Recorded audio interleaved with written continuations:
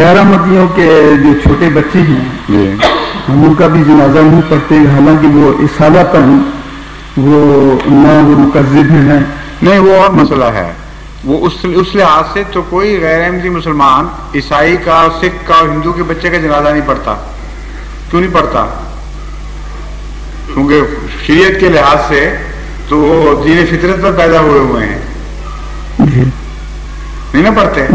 اس لیے کہ فقہا کا یہ مسلمہ فتویٰ ہے کہ بچے کا حکم ماں باپ کا حکم ہوگا. اس لیے میں نے اصالتاً کا لفظ استعمال کیا. ہاں کیا تھا، لیکن لوگوں کو اصالت کا نہ پتہ لگا.